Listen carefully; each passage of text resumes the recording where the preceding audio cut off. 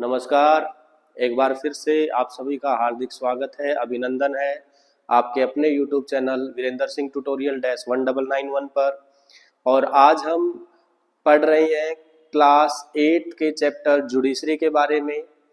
और जुडिशरी क्या होती है, किस प्रकार से क्या काम करती है, क्या क्या जुडिशरी का रोल है, इस सब चीज़ों के बारे में हम आज के पार्ट में कवर करेंगे। तो वीडियो पूरी देखने के बाद आपको वीडियो कैसी लगी या आप मुझे कमेंट सेक्शन में ज़रूर बताना। वीडियो अच्छे लगे तो लाइक ज़रूर करना, अपने दोस्तों के साथ शेयर करना तो बिल्कुल भी ना भूलें। और मुझे पूरा यकीन है आप लोगों के ऊपर कि आप लोगों ने अभी तक सब्सक्राइब ज़रूर कर लिया होगा। अगर गलती से आपके दिमाग से चीज़ निकल गई है, आप अभी तक सब्सक्राइब करना भूल गए हैं, तो जल्दी से चैनल को सब्सक्राइब कर लीजिए ताकि आने वाली हर एक वीडियो आपके YouTube के नोटिफिकेशन में मिल जाए। तो चलिए आगे बढ़ते हैं, ज़्यादा टाइम वेस्ट ना करते हुए टॉपिक के ऊपर, जुडिशरी के ऊपर। अगर आपके एग्जाम के अंदर 1 या 2 नंबर में क्वेश्चन आ जाए, what do you mean by judiciary और डिफाइन जुडिशरी, तो आप उसकी सिंपल डेफिनेशन क्या लिख सकते हैं। यहाँ पर ये मैंने लिखी है, a judicial system that consist of the mechanism, a judicial system that consist of the mechanism of the courts that a citizen can approach when a law is violated। कि ये कोर्ट का एक ऐसा मैकेनिज्म बनाया हुआ है जहां पर हमारे नागरिकों के किसी भी अधिकार की या उनके किसी भी तरह से उनके साथ अगर मिसबिहेव किया जाता है या उनके साथ कोई कानूनी ज्यादती की जाती है या उनके कोई लॉ को वोलेट किया जाता है, तो उस कंडीशन में हम कोर्ट जा सकते हैं। कौन कौन से कोर्ट हैं वो हम आगे पढ़ेंगे। अलग अलग टाइप के कोर्ट्स हैं, किस कंडीशन में हम कौन से कोर्ट में जा सकते हैं, कौन से आर्टिकल के तहत अप्रोच कर सकते हैं, क्या सेक्शंस हैं, उनके बारे में भी हम डिटेल में पढ़ेंगे। तो फिलहाल मैं डेफिनेशन बता रहा हूँ जुडिशरी की, अगर आपके एग्जाम में आ जाए तो आप लिख क्या सकते हैं सिंपल से वर्ड्स में, judiciary system that consist of the mechanism of the courts that a citizen can approach when a law is violated। जब भी कोई कानून का उल्लंघन होता है, सिंपल शब्दों में आप यही लिख सकते हैं कि जब भी किसी कानून का उल्लंघन होता है, जब भी किसी कानून के साथ छेड़खानी की जाती है, जब भी किसी कानून को तोड़ा जाता है, तो आप कोर्ट की हेल्प ले सकते हैं, आप जुडिशरी की हेल्प ले सकते हैं। जो मैं वर्ड यूज कर रहा हूं कोर्ट, ये जुडिशरी का ही पार्ट है। सिर्फ एक कोर्ट नहीं है हमारे इंडिया में, कई सारे कोर्ट हैं, उनके बारे में हम डिटेल में पढ़ेंगे। तो हम कोर्ट की हेल्प ले सकते हैं, यानी कि जुडिशरी की हेल्प ले सकते हैं। कब? जब हमारा कोई भी लॉ वोलेट किया जाता है। और इसमें आगे क्या लिख सकते हैं, as an organ of the government, government का एक अंग होने के नाते। अब गवर्नमेंट के 3 अंग होते हैं, there are 3 organs of the government. First one is executive, second one is legislative and third one is judiciary. तीसरे ऑर्गन के बारे में हम पढ़ रहे हैं अभी, जुडिशरी के बारे में।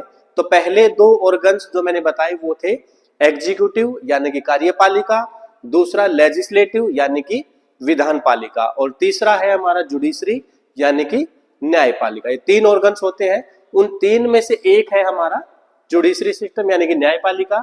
तो गवर्नमेंट का ऑर्गन होने के नाते क्या काम बनता है इसका, The judiciary plays a crucial role in the functioning of India's democracy। Bharat के लोकतंत्र को, भारत देश जो है इसमें डेमोक्रेसी है, यहाँ पर कोई राजतंत्र नहीं है, यहाँ पर कोई राजा का या तानाशाही का कोई भी तंत्र नहीं चलता। ना तो यहाँ पर जो आपकी मोनोक्रेसी चलती, ना ऑटोक्रेसी चलती, ना थियोक्रेसी चलती, ना ही डिक्टेटरशिप चलती। यहाँ पर क्या चलती है, डेमोक्रेसी चलती है। डेमोक्रेसी का मतलब लोकतंत्र, लोकतंत्र मतलब लोगों का तंत्र, यानी कि ऐसा देश जहां पर शासन करने वाला जो इंसान है, जो रूल करने वाला जो इंसान है, वो लोगों के द्वारा चुना गया है, लोगों के द्वारा इलेक्ट किया गया है, उन्हीं लोगों में से ही कोई एक है। और जब वो इलेक्ट हो जाता है तो इलेक्ट होने के बाद वो उन्हीं लोगों के लिए काम करे, यानी कि of the people, by the people, for the people. जब हम इन वर्ड्स की बात करते हैं, of the people, by the people, for the people, तो वो क्या बन जाती है, डेमोक्रेसी बन जाती है। और हमारा देश इंडिया वर्ल्ड का सबसे बड़ा डेमोक्रेटिक कंट्री है, वर्ल्ड का सबसे बड़ा लोकतांत्रिक देश है पूरे के पूरे वर्ल्ड में। जब भारत आजाद हुआ था 1947 में और भारत का संविधान उस टाइम पर जब प्रोसेसिंग में था, तो इंडिया के सामने ये एक चैलेंज था कि इतने बड़े देश में हम डेमोक्रेसी को कैसे कंटिन्यू कर पाएंगे या कैसे उसको स्टेबल कर पाएंगे। ये बहुत बड़ा चैलेंज था और इंडिया ने इस चीज को प्रूव कर पाया कि हम आज तक, हमारे देश को आजाद हुए लगभग 77-78 ईयर्स हो गए, तो इतने साल में हमने अभी तक डेमोक्रेसी को कायम रखे हुआ है, लोकतंत्र को बनाए रखे हुए हैं। और देशों की तरह नहीं है, हमारे पड़ोसी देशों में भी डेमोक्रेसी थी, फिर वहां पर मिलिट्री रूल भी आया बीच में, डिक्टेटरशिप भी चलती रहती है अलग अलग देशों में। तो उस टाइप का हमारे देश में अभी तक ऐसा कोई भी एग्जाम्पल देखने को नहीं मिला है। तो हमने प्रूव करके दिखा दिया कि इतने बड़े देश में भी डेमोक्रेसी कोई बड़ी चीज नहीं है लागू करना, अगर सब कुछ सिस्टम के तरीके से, कानून के तरीके से, कॉन्स्टिट्यूशन के तरीके से चलता चला जाए। तो as an organ of the government, the judiciary plays a crucial role in the functioning of India's democracy. It can play this role only because it is an independent body. ये एक स्वतंत्र निकाय है, ये एक इंडिपेंडेंट बॉडी है, इसीलिए ये इतना अच्छे से काम कर पा रही है, इसीलिए ये इतने अच्छे से परफॉर्म कर पा रही है। अगर इसके ऊपर दबाव बनाया जाए, अगर इसके ऊपर कोई होल्ड करने वाला बैठा दिया जाए, तो ये अच्छे से काम नहीं कर पाएगी। कौन?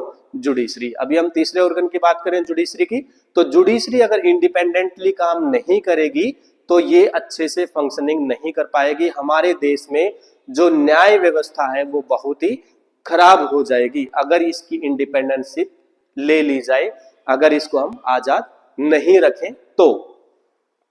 अब देखते हैं कि रोल क्या क्या है, जुडिशरी जो है, जो न्यायपालिका है, उसका क्या रोल है। पहला रोल क्या है? Dispute resolution. की डिस्प्यूट का मतलब किसी भी दो लोगों के बीच में, सिटीजन के बीच में, या गवर्नमेंट के बीच में, या किसी पर्टिकुलर सिटीजन और गवर्नमेंट के बीच में, या फिर दो स्टेट के गवर्नमेंट के बीच में, या फिर स्टेट गवर्नमेंट और सेंट्रल गवर्नमेंट के बीच में अगर कोई भी मतभेद हो जाए, कोई भी डिस्प्यूट हो जाए, तो उससे रिलेटेड हम इस मैटर को लेके कहां जाएंगे? जुडिशरी के पास जाएंगे। कौन सी जुडिशरी के पार्ट में जाएंगे हम? कौन? अलग अलग जो पार्ट मैंने बताए, जिनमें सुप्रीम कोर्ट है जो सबसे बड़ी कोर्ट है, उसके बाद हाई कोर्ट है, अलग अलग स्टेट्स में हाई कोर्ट्स हैं। हमारे भारत देश के अंदर 25 हाई कोर्ट है, एक सुप्रीम कोर्ट है, और फिर स्टेट के अंदर डिस्ट्रिक्ट कोर्ट होती है जिनको सबऑर्डिनेट कोर्ट कहते हैं। तो कौन सी कोर्ट में जाएंगे ये हम डिटेल में अभी पढ़ेंगे थोड़ी देर में। तो अभी मैं आपको एक रफ आइडिया दे रहा हूं कि जो डिस्प्यूट रिजोल्यूशन है इसका क्या मतलब है। तो डिस्प्यूट रिजोल्यूशन का मतलब है कि जो मतभेद अगर हो जाए तो उनको खत्म करने का काम कौन करता है? जुडिशरी करता है, न्यायपालिका करता है। और किस किस के बीच में हमारा डिस्प्यूट हो जाए, किसके डिस्प्यूट को रिजोल्व करेगा?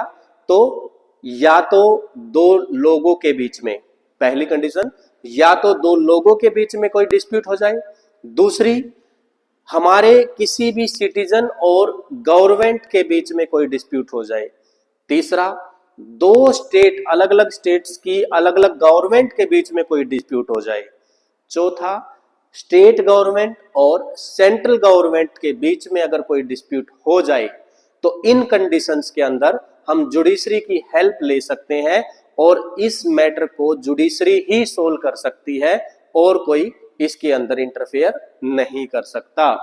तो पहला काम क्या?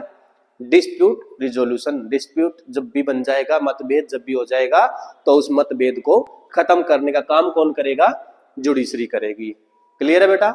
यहां तक अगर कोई भी डाउट है आप कमेंट सेक्शन में तुरंत लिखो और मैं आपको उसका रिप्लाई जरूर करूंगा। जहां भी आपको समझ नहीं आए वहीं आप कमेंट करके बोल सकते हो, मैं वहीं से आपको वही चीजें दोबारा से बताने की पूरी कोशिश करूंगा और अलग अलग एग्जाम्पल्स के साथ, ताकि वो चीजें आपको बहुत ही जल्दी और आसानी से समझ में आ जाए। क्योंकि जो एसएसटी है ना, वो बहुत ही इंटरेस्टिंग सब्जेक्ट है, लेकिन बहुत सारे लोगों ने एक मिथ बना दी, एक हवा बना दी, एक डर बना दिया कि एसएसटी जो है वो बहुत ही बोरिंग सब्जेक्ट है, बहुत ही बेकार सब्जेक्ट है। बेटा ऐसा नहीं है। एसएसटी बहुत ही, मैं कहूँ सबसे अच्छा सब्जेक्ट है, सबसे इंटरेस्टिंग सब्जेक्ट है। अगर आप इसको समझने की कोशिश करो, आप इनको अपनी डेली लाइफ से रिलेट करने की कोशिश करो, तो बहुत ही इंटरेस्टिंग सब्जेक्ट है। और हर जगह में जहां भी आप जाओगे घूमने फिरने खाने पीने, हर जगह को एसएसटी में उसके अंदर पाओगे। जैसे अभी हम चल के आए, हमारे पास राइट है, अभी मैं बोल रहा हूं, राइट टू स्पीच, ये मेरे पास बोलने का अधिकार है। अब मैं कहीं भी घूम फिर सकता हूँ, राइट टू मूव, ये भी मेरे पास अधिकार है। तो बेटा जितने भी हम काम करते हैं सभी के अंदर एसएसटी कहीं ना कहीं मिल जाएगी। तो बहुत ही इंटरेस्टिंग सब्जेक्ट है, उसी को और इंटरेस्टिंग वे में बनाने की मैं कोशिश भी कर रहा हूं। तो आगे बढ़ते हैं इसी में। दूसरा क्या है? Judicial review. जुडिशियल रिव्यू का मतलब क्या है? जुडिशियल रिव्यू का मतलब है कि न्यायिक प्रक्रिया कि अगर, इनके बारे में वैसे मैं डिटेल में बताऊंगा अभी, कि अगर कोई भी जो हमारे गवर्नमेंट के जो ऑर्गन्स थे उनके बीच में कोई भी मतभेद हो जाए, कोई भी मिसअंडरस्टैंडिंग हो जाए तो भी, और अगर अपने ही डिसीजन को रिव्यू करना है तो भी हम जुडिशरी के अंदर जाएंगे, या जुडिशरी का ये काम बनता है। दूसरा क्या था? जुडिशियल रिव्यू, न्यायिक प्रक्रिया या न्यायिक अवलोकन इसको बोला जा सकता है हिंदी में। तीसरा क्या है? Upholding the law and enforcing fundamental rights. अगर हमारे किसी भी फंडामेंटल राइट्स, हमारे पास हमारे देश के अंदर हर एक इंसान को 6 फंडामेंटल राइट्स मिले हुए हैं। कौन से 6 फंडामेंटल राइट्स मिले हुए हैं? कौन कौन से?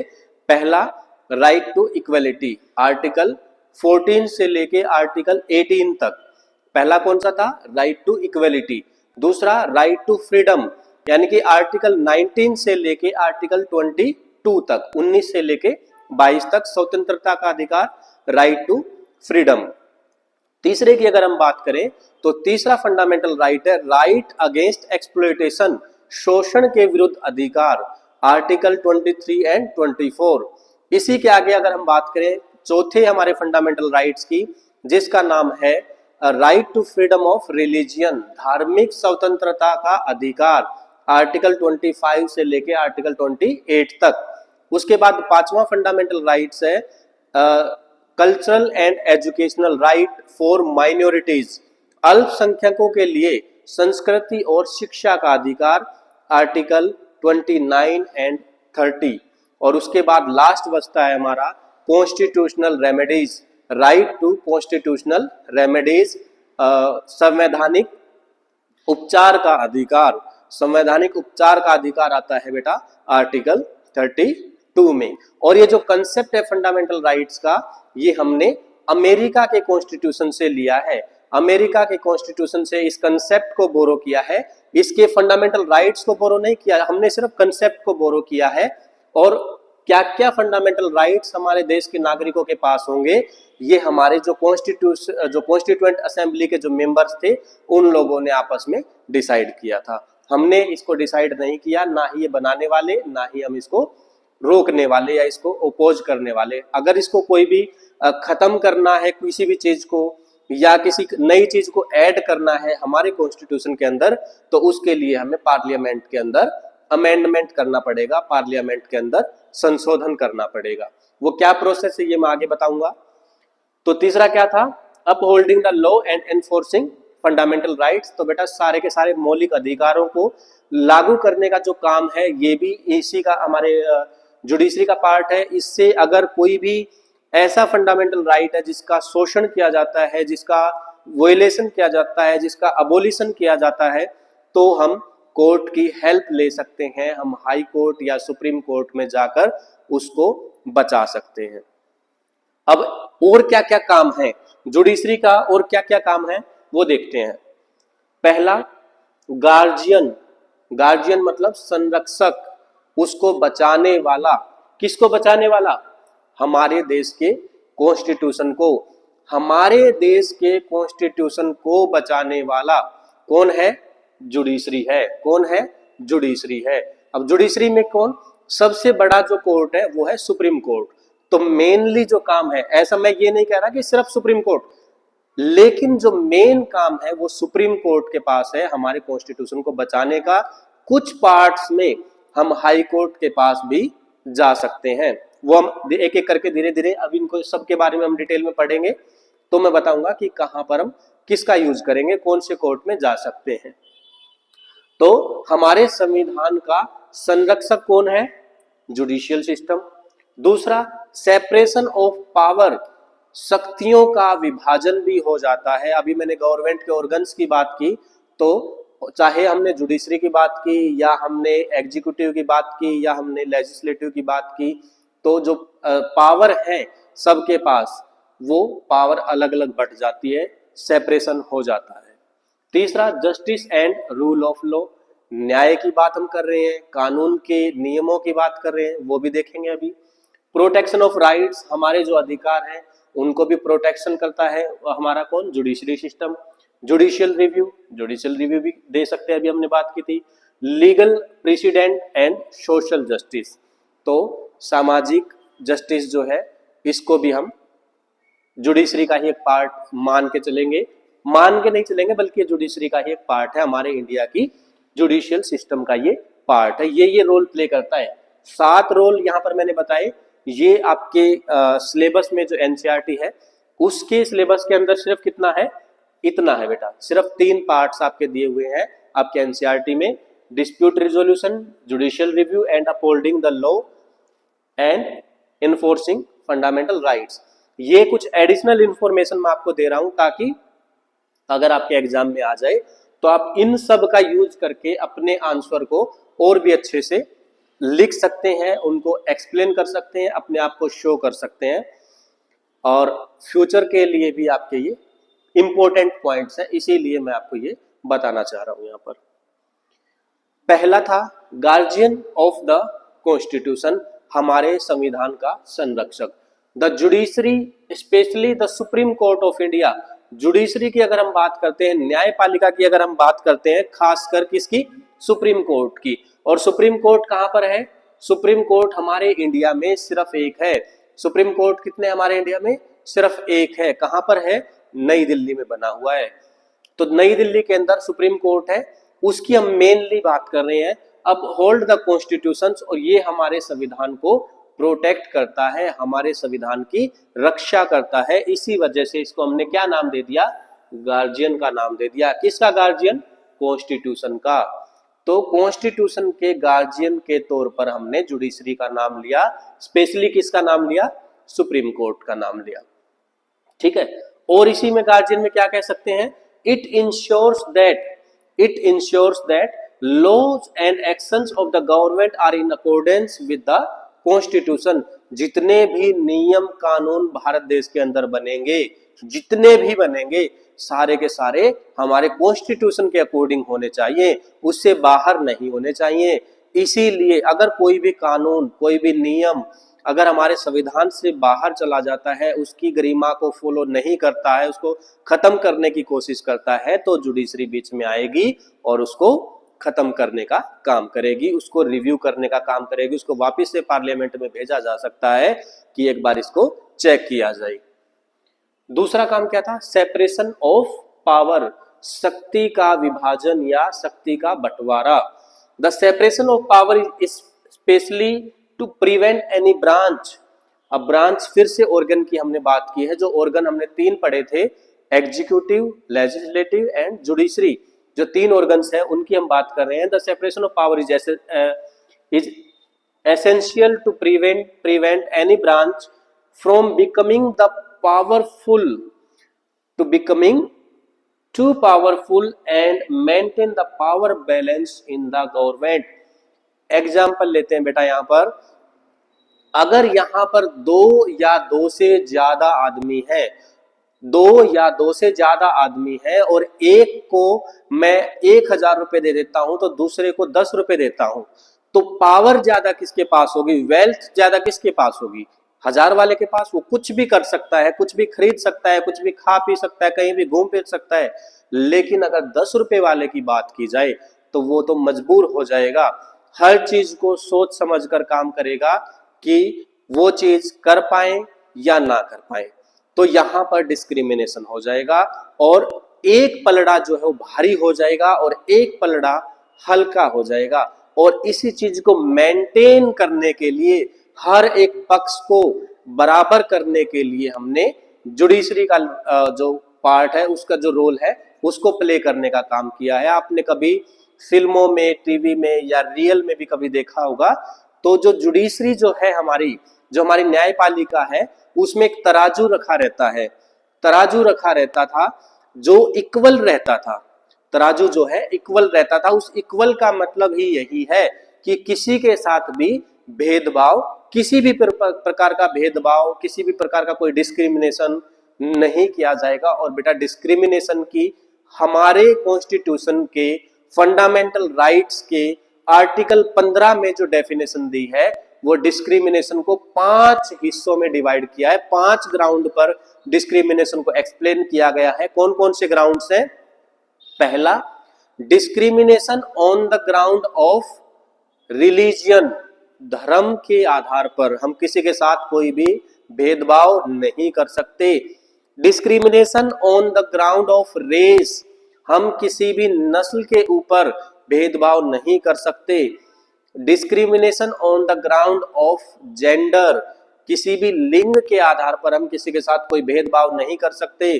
Discrimination on the ground of place of birth, तो हम किसी की जन्म स्थान से संबंधित कोई भी भेदभाव किसी के साथ नहीं कर सकते। तो इस प्रकार, और एक और रह गया discrimination on the ground of caste, किसी की भी जाति के आधार पर हम किसी के साथ कोई भेदभाव नहीं कर सकते। तो ये 5 ग्राउंड थे, discrimination on the ground of race, caste, gender, religion and region. Region का मतलब है प्लेस ऑफ बर्थ। तो इन 5 ग्राउंड पे हम किसी के साथ भी डिस्क्रिमिनेशन नहीं कर सकते। अगर कोई भी आपके साथ इन 5 में से किसी भी एक ग्राउंड पर आपके साथ मिसबिहेव करता है या इसको डिस्क्रिमिनेट करने की कोशिश करता है, तो आप हमारे कॉन्स्टिट्यूशन, अपने देश भारत देश के कॉन्स्टिट्यूशन के आर्टिकल 15 का यूज करके और अपने आप को प्रोटेक्ट कर सकते हैं, जुडिशरी की हेल्प ले सकते हैं। ठीक है बेटा, तो पावर को बैलेंस करने के लिए भी जुडिशरी का काम है कि कोई भी, चाहे एग्जीक्यूटिव हो या जुडिशरी हो या लेजिस्लेटिव हो, कोई भी ज्यादा पावरफुल ना बन पाए, इसीलिए हमने जुडिशरी का रोल लिया है। यहां पर जुडिशरी ने अपना काम किया है। तीसरा है justice and rule of law. Justice and rule of law में क्या है? The judiciary is responsible for delivering justice to citizen and ensuring that the rule of law prevails, कि भारत देश में जितने भी नागरिक हैं उन सभी को न्याय मिल जाए, भारत देश के सभी नागरिकों को न्याय मिल जाए, उसी के लिए कौन है हमारे पास? जुडिशरी सिस्टम है। And ensuring that the rule of law prevails, और जो कानून का जो नियम है वो बना रहे, लोगों तक हर एक कानून नियम की जानकारी अच्छे से पहुंच जाए, किसी के साथ भी कोई परेशानी हो तो हम जस्टिस के लिए जुडिशरी सिस्टम की हेल्प कर ले सकते हैं। कर नहीं सकते वो, बल्कि हमारी हेल्प करेंगे, हम उनकी हेल्प ले सकते हैं। चौथा क्या है? प्रोटेक्शन ऑफ राइट्स, अधिकारों को सुरक्षित रखने का काम करती है, प्रोटेक्ट करने का काम करती है। कौन? Judiciary. India is a diverse country, Bharat जो है बहुत ही बड़ा देश है। एक इसको हम ये कह सकते हैं कि अलग अलग हिस्सों में बटा हुआ है। अगर यहाँ की पॉपुलेशन की बात करें तो बहुत ज्यादा पॉपुलेशन है। अगर हम रफली डेटा की बात करें, अकॉर्डिंग टू सेंसस हम नहीं बात कर रहे, ऑन पेपर बात कर रहे हैं, तो भारत की जो पॉपुलेशन है वो आज के टाइम पर वर्ल्ड में सबसे ज्यादा है। हम चाइना को भी पीछे छोड़ के पहले नंबर पे आ चुके हैं। दूसरा, हमारे देश का जो एरिया है वो काफी बड़ा है। अगर हम वर्ल्ड वाइड इसको बात करते हैं तो 7वां सबसे बड़ा देश है हमारा इंडिया। वर्ल्ड में जो यूएनओ के अकॉर्डिंग जितने भी देश हैं, उन देशों में से 7वां सबसे बड़ा देश हमारा इंडिया है। और पॉपुलेशन की बात करें तो पॉपुलेशन में ऑन पेपर पहले नंबर पे आता है। लेकिन अगर 2011 के सेंसस की बात करते हैं तो हमारा इंडिया दूसरे नंबर पे आता है, पहले पे चाइना है तो दूसरे पे हमारा इंडिया है। अभी सेंसस शुरू नहीं हुआ है तो इसलिए हम पुराने डेटा का यूज करेंगे।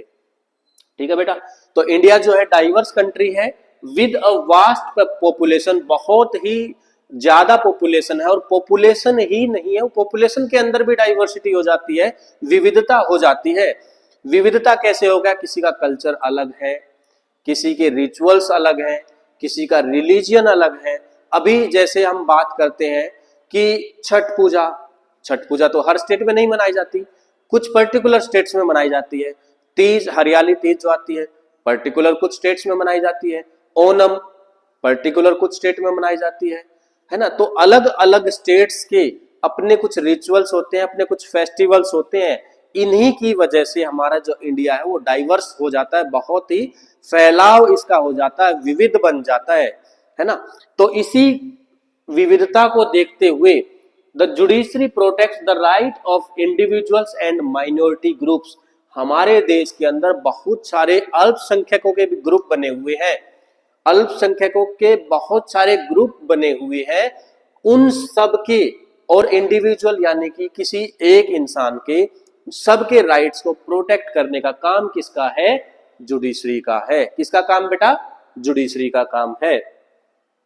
उसके बाद है जुडिशियल रिव्यू। जुडिशियल रिव्यू क्या कहता है, the power of judicial review allows the judiciary to review the government and other authorities actions and decision. Government के या किसी दूसरी अथॉरिटी के जितने भी निर्णय हैं, जितने भी एक्शंस उन्होंने लिए हैं, उन सब को रिव्यू करने का काम किसके पास है बेटा, किसके पास है काम, जुडिशरी के पास है ये काम। This helps prevent abuse of power and ensure that government actions are in the people's best interest। कोई भी ताकत हमारे देश के संविधान में, चाहे वो कोई भी पावर हो, कोई भी अथॉरिटी हो, कोई भी डिपार्टमेंट हो, वो अपनी पावर का गलत इस्तेमाल ना करे, और जितने भी नियम या कानून अगर बनाए जाए तो वो लोगों के फायदे के लिए बनाए जाएं, लोगों के हित के लिए बनाए जाएं, उनको अपलिफ्ट करने के लिए बनाए जाएं, उनको और आगे बढ़ावा देने के लिए या उनको और आगे उठने के लिए बनाए जाएं। ये सब चेक करने का काम भी बेटा किसका है, जुडिशरी का काम है। और छठे पर अगर हम चलते हैं तो लीगल प्रीसिडेंट। लीगल प्रीसिडेंट में क्या है, court decisions set legal precedent that guide future cases. Court के जो निर्णय है, कोर्ट के जो न्यायपालिका के जो निर्णय है, न्यायालय के जो निर्णय है, वो हमें आगे आने वाले या फ्यूचर में होने वाले कुछ केसेस का मार्गदर्शन करने के लिए बन जाते हैं। This provides consistency and predictability in the legal system. और हमारे जो कानून व्यवस्था जो है उसमें एक भविष्य के या भविष्यवाणी जिसको हम कह सकते हैं, उसमें एक ये कह सकते हैं कि उसको आईना दिखाने का काम करती है कि देखो ये काम हुआ था, इसके बेस पर हम ये काम कर रहे हैं। तो ये हमारा लीगल प्रेसिडेंट बन जाता है। और लास्ट हमारा जो रोल था हमारी जो जुडिशरी का, वो क्या है, सोशल जस्टिस है। सोशल जस्टिस है, लोगों को न्याय दिलवाने का काम करती है, सामाजिक न्यायिकता की हम बात करते हैं। The judiciary significantly promotes social justice by addressing issues such as discrimination, inequality and exploitation। discrimination की हम बात कर चुके, inequality की बात हम कर चुके, और हम exploitation की भी बात कर चुके। अगर ऐसा कुछ भी फैलता है तो भी हम कहाँ जाएंगे बेटा, कहाँ जाएंगे, जुडिशरी सिस्टम के पास जाएंगे। कहाँ पर जाएंगे, जुडिशरी सिस्टम के पास जाएंगे। और जुडिशरी सिस्टम की अगर हम बात करते हैं भारत में, तो भारत में 3 प्रकार के कोर्ट बनाए गए हैं। पहला सुप्रीम कोर्ट। सुप्रीम कोर्ट है जो ये दिल्ली में बना हुआ है, और ये एपेक्स बॉडी के तौर पर काम करता है बेटा। किसके तौर पर, अपेक्स बॉडी के तौर पर काम करता है। अब क्वेश्चन यहां पर ये बन जाता है कि एपेक्स बॉडी का क्या मतलब है, एपेक्स बॉडी होती क्या चीज है। एपेक्स बॉडी का मतलब है बेटा, यहां पर अगर जुडिशरी सिस्टम की हम बात करते हैं तो यहां पर एपेक्स बॉडी का मतलब है कि अपने फील्ड में, अपने न्यायपालिका की फील्ड में जो सबसे ऊपर है, उसको हमने क्या नाम दे दिया, एपेक्स, सर्वोच्च, सबसे ऊंचा, अपनी फील्ड में सबसे ऊंचा जो है। अब कोर्ट की जब हम बात करते हैं, न्यायपालिका की बात करते हैं, जुडिशरी सिस्टम की बात करते हैं, तो सबसे ऊपर कौन है? हमारा सुप्रीम कोर्ट है। यानी कि पूरे देश में एक ही सुप्रीम कोर्ट है, जो कहां पर है? नई दिल्ली में है। भारत देश की राजधानी नई दिल्ली में है। उसके बाद ज्यादातर स्टेट्स के अंदर हाई कोर्ट्स बने हुए हैं, लेकिन कुछ स्टेट्स ऐसे हैं जो अपने हाई कोर्ट नहीं है, जिनके पास, जो छोटे छोटे हैं या उनकी जनसंख्या कम है, इस वजह से उनके अपने हाई कोर्ट्स नहीं है। उनका जो जुडिशियल सिस्टम है या जुडिशियल ब्रांच अगर बात करें, अगर उनको अपने जुडिशियली अपने प्रोटेक्शन में बात करें, तो वो अलग अलग स्टेट्स जो है वो कंबाइन करते हैं, शेयर करते हैं अपनी जुडिशरी बाउंड्री। कुछ स्टेट्स ऐसे हैं, जैसे हम अपना हरियाणा की एग्जांपल लेते हैं, अपने हरियाणा की बात करते हैं, तो हरियाणा और पंजाब इन दोनों स्टेट्स का एक कंबाइन हाई कोर्ट है। कहां पर है? चंडीगढ़ में। तो हरियाणा स्टेट और पंजाब स्टेट, दोनों ही स्टेट का कंबाइन हाई कोर्ट, और एक यूनियन टेरिटरी कौन सी? हमारी चंडीगढ़। इनका जो कंबाइन हाई कोर्ट है वो कहां पर है? चंडीगढ़ में है। तो ऐसे ही हमारे पास भारत में अभी फिलहाल 28 स्टेट्स हैं, लेकिन और हाई कोर्ट कितने हैं? हाई कोर्ट हमारे पास कितने हैं? 25 है। यानी कि कुछ स्टेट्स ऐसे हो गए जो अपने जो हाई कोर्ट्स हैं वो शेयर करते हैं। जैसे मैंने हरियाणा और पंजाब का यहाँ पर एग्जाम्पल लिया, गोवा और महाराष्ट्र का एग्जाम्पल भी ले सकते हैं। गोवा भी अपना जो जुडिशरी है उसको शेयर करता है, ठीक है। तो ऐसे ही तीसरे नंबर पे आता है सुबोर्डिनेट कोर्ट। सुबोर्डिनेट कोर्ट का मतलब है निम्नतम कोर्ट, जो इन तीनों में सबसे नीचे आता है, उसको हम क्या कहते हैं? सुबोर्डिनेट कोर्ट कहते हैं। ये कहां पर मिलता है? डिस्ट्रिक्ट के अंदर मिलता है, म्युनिसिपल के अंदर मिलता है और गांव के अंदर भी मिलता है। अब आपके दिमाग में क्वेश्चन आना चाहिए कि गांव में कौन सा कोर्ट होता है, गांव के अंदर कौन सा कोर्ट होता है, म्युनिसिपल के अंदर कौन सा कोर्ट होता है, डिस्ट्रिक्ट के अंदर कौन सा कोर्ट होता है? तो बेटा बहुत अच्छा क्वेश्चन आप लोगों ने पूछा है। ये आपका होमवर्क मैं अभी दे रहा हूं। ये होमवर्क आपको इसलिए दे रहा हूं ताकि जब इसका अगला पार्ट में बनाऊंगा तो आप तुरंत एक बार मुझे कमेंट करके बताएं कि सर हम पढ़ के आए हैं और हमने देखा कि विलेज कोर्ट किसको कहते हैं, म्युनिसिपल कोर्ट पे कौन काम करता है, और डिस्ट्रिक्ट लेवल पे जो कोर्ट है उसको क्या कहते हैं, वो कैसे कैसे अपने अपने काम करते हैं। तो बेटा ये हमने आज के जुडिशरी सिस्टम ऑफ इंडिया की बात हमने की पार्ट 1 के अंदर। जल्दी ही इसका पार्ट 2 आपके सामने मिलेगा। तो आज की जो वीडियो है ये आपको कैसी लगी मुझे कमेंट करके बेटा जरूर बताना। अगर आपको अच्छी लगी है तो लाइक करना तो बिल्कुल बिना भूलें। अपने दोस्तों के साथ ज्यादा से ज्यादा संख्या में इसको आप शेयर कर सकते हैं ताकि हर एक बच्चे तक ये पार्ट पहुंच जाए। और कोई भी बच्चा, मैं नहीं चाहता कि कोई भी बच्चा जुडिशरी पढ़ने से वंचित रह जाए या पीछे रह जाए, और कुछ इंपॉर्टेंट चीजें जो आपकी बुक्स में नहीं है वो उनको ना समझ में आए। मैं पूरी कोशिश कर रहा हूं और ये आपका काम है कि इसको फैला देना, हर बच्चे तक पहुंचा देना। बेटा मैं अपना काम बहुत मेहनत के साथ कर रहा हूं, आप भी अपना काम बहुत ही मेहनत के साथ करो और जितना हो सके और भी बच्चों को ये शेयर करो ताकि हर बच्चे तक ये पार्ट पहुंच जाए, हर किसी को जुडिशरी के बारे में पता लग जाए। तो वीडियो कैसे लगी आप कमेंट सेक्शन में मुझे जरूर बताना। जो भी डाउट आए, जहां भी डाउट आए, ये भी कमेंट सेक्शन में जरूर लिखना।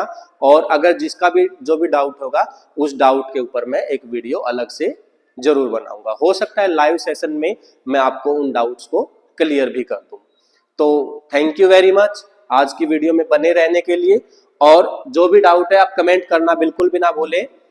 हम बहुत जल्दी मिलेंगे पार्ट 2 के अंदर। और जिसने भी चैनल को सब्सक्राइब नहीं किया है तो वीरेंद्र सिंह ट्यूटोरियल -1991 को यूट्यूब पे सर्च करना और जल्दी से जल्दी इसको जाके सब्सक्राइब कर लेना। So thank you very much.